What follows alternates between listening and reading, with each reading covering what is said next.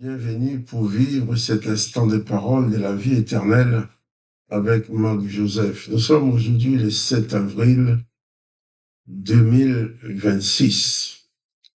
Et je suis de retour pour te rappeler que ce jour du 7 avril 2026 est pour toi un jour de grâce dans la présence du Seigneur Jésus-Christ. Jésus-Christ qui est le Fils unique de Dieu le Père. Dieu le Père qui est le Dieu de la grâce, qui n'est pas le Dieu de la condamnation, qui n'est pas le Dieu de la vengeance, qui n'est pas le Dieu accusateur, qui n'est pas lui non plus qui va endurcir les cœurs des hommes afin de pouvoir les punir après. Jésus-Christ dit pour toi qui crois en lui, je suis avec toi tous les jours jusqu'à la fin du monde. Et si Jésus-Christ est avec toi, c'est que la grâce de Dieu le Père est avec toi. L'apôtre Paul, qui était un ancien pharisien, condamnateur des chrétiens, qui voulait tuer les chrétiens, lorsqu'il a découvert l'excellence de la présence du Christ dans la vie, il a écrit aux Romains pour leur dire, il n'y a donc maintenant aucune condamnation pour ceux qui sont en Jésus-Christ. Donc, si tu es en Jésus-Christ, ce jour est pour toi un jour sans condamnation. Aucune condamnation, aucune malédiction ne peut avoir accès à ta vie si tu es en Jésus-Christ.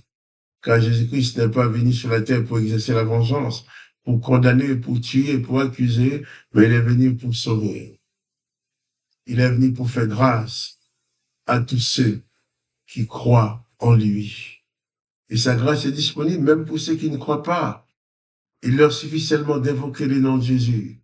Il leur suffit de réaliser qu'ils ont besoin de la présence de Jésus. Et tu recevras la grâce sans rien payer. Jésus-Christ n'a pas vendu les prières comme font les religions. Jésus-Christ n'a pas vendu la grâce. Le salut n'est pas à vendre. Le salut en Jésus-Christ, c'est un don, c'est le don de Dieu le Père. Nous sommes dans cette période de Pâques où nous avons fêté la Pâques. J'ai parlé dans les 2 vidéos précédentes de la Pâques, à savoir si tu fêtes la Pâques de l'Éternel, désormais qui est la Pâques de la vengeance, la Pâques de la destruction de l'ennemi, ou si tu fêtes la Pâques de Dieu le Père, qui est la Pâques de la mise à mort et de la résurrection de son Fils unique. L'Éternel des armées a dit dans le livre de Lévitique, chapitre 4, l'Éternel des armées dit que Israël est ton fils premier-né. Alors, tous ceux qui lui ont fait du mal, il les a massacrés. Il les a maltraités. Il a même endurci lui-même les cœurs de Pharaon pour l'empêcher d'obéir à ses ordres et pour que Pharaon soit puni à cause de sa désobéissance. Comprenons bien, l'Éternel empêche Pharaon d'obéir et ensuite il punit tout le peuple égyptien parce que Pharaon avait désobéi. Ça, ce n'est pas Dieu le Père. Dieu le Père de Jésus-Christ ne t'enfermera jamais dans un piège afin de pouvoir te punir. Au contraire, il a envoyé son Fils sur la terre. Les hommes l'ont puni, les hommes l'ont malmené, les hommes ont menti à Pilate, les serviteurs de l'Éternel, bien sûr, ont menti à Pilate pour obtenir la condamnation de Jésus. Ils l'ont torturé.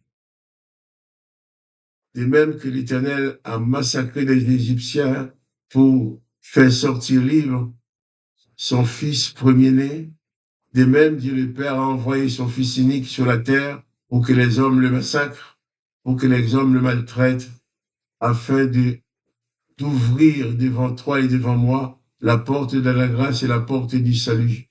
Nous sommes dans des domaines complètement différents. Et j'insiste à dire encore, tu ne peux pas fêter la Pâque de l'Éternel conjointement avec la Pâque de Dieu le Père en Jésus-Christ. Ce ne sont pas les mêmes événements. J'insiste encore pour dire que la Pâque de l'Éternel des armées, c'est la Pâque de la destruction, de l'extermination de l'ennemi et le salut pour Israël, bien sûr. Mais la Pâque de Dieu le Père en Jésus-Christ, c'est Dieu le Père qui est venu lui-même au travers de son Fils. Et les serviteurs de l'Éternel l'ont massacré, Ils ont cloué Jésus sur la croix. Et de cette Pâque-là, Jésus est ressuscité des morts. Mais il n'a condamné personne, il a pardonné à tout le monde. Nous ne sommes pas face au même esprit. Nous ne sommes pas face à la même situation qu'en Égypte. Et je vais lire ce texte qui relate le comportement encore des serviteurs de l'Éternel à la mort de Jésus. Il est dit le lendemain qui était le jour de la préparation, Matthieu chapitre 27, verset 62. Le lendemain qui était le jour de la préparation, les principaux sacrificateurs et les pharisiens allèrent auprès de Pilate et dirent, Seigneur, nous nous souvenons que cet imposteur, en parlant de Jésus bien sûr, a dit quand il vivait encore, après 3 jours, je ressusciterai. Ordonne donc que les sépulcres soient gardés jusqu'au 3e jour, afin que ses disciples ne viennent pas dérober son corps et dire au peuple, il est ressuscité des morts, cette dernière imposture serait pire que la première. Pilate leur dit, vous avez une garde, allez garder-les comme vous l'entendez. Ils s'en allèrent, ils s'assurèrent du sépulcre au moyen de la garde, après avoir scellé la pierre. La pierre était scellée. Les gardes étaient là. Mais il nous est dit, chapitre 28, Matthieu 28, verset 1er, après le sabbat, à l'aube du 1er jour de la semaine, Marie de Magdala et l'autre Marie allèrent au sépulcre. Et voici, il y a un grand tremblement de terre, car un ange du ciel descendit. Un ange du Seigneur descendit du ciel, vint rouler la pierre et s'assit dessus. Son aspect était comme de l'éclair et son vêtement blanc comme la neige. Les gardes qui étaient là placés par les souverains, par les sacrificateurs bien sûr, les gardes tremblèrent de peur et devinrent comme morts. Mais l'ange prit la parole et dit aux femmes, pour vous ne craignez pas, car je sais que vous cherchez Jésus qui a été crucifié. Il n'est point ici, il est ressuscité, comme il l'avait dit. Venez et voyez le lieu où il était couché, et allez promptement dire à ses disciples qu'il est ressuscité des morts, et voici, il vous précède en Galilée, c'est là que vous le verrez. Voici, je vous le dis. Voilà. Les serviteurs de l'Éternel, après avoir torturé, assassiné Jésus, bien sûr, parce que en tant que serviteur de l'Éternel, quelqu'un qui vient dire le contraire de ce que l'Éternel a dit, il ne pouvait que le tuer. Il insiste à dire que ces sacrificateurs n'étaient pas les plus méchants de tous les hommes, mais ils étaient remplis de l'Esprit de l'Éternel, ils ne pourraient accomplir que les œuvres de l'Éternel. Détruire tous ceux qui refusent de condamner, détruire les dimensions de la grâce pour continuer à rester dans la vengeance. Ils ont placé les gardes. Mais quand l'ange du Seigneur est venu, eh bien, les gardes ont eu peur, ils ont tremblé, ils sont tombés comme morts.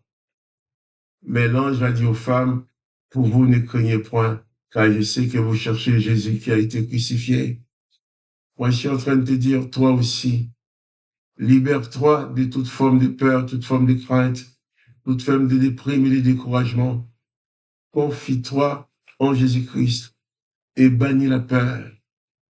Et demain, je parlerai encore sur ce même sujet pour faire remarquer que l'Éternel a fait sortir son fils aîné du pays d'Égypte en massacrant des peuples. Et le Père a fait sortir son fils du tombeau sans massacrer personne. Il n'y a pas eu de mort à cause de la résurrection de Jésus. Nous en parlerons demain. Et en attendant, confie-toi en Jésus-Christ. Prends Jésus-Christ comme seule référence pour ta foi. Soumets ta vie exclusivement aux enseignements de Jésus-Christ. C'est lui le salut, c'est lui le pardon. Et si chaque jour sera pour toi un jour de grâce pour toi et un jour de grâce pour ceux qui t'ont fait du mal, tu n'existeras plus la vengeance de l'Éternel. Tu n'essaieras plus de détruire l'ennemi, mais tu accorderas la grâce et le pardon comme Jésus-Christ a fait. Alors sois béni et à demain pour les paroles de la vie éternelle.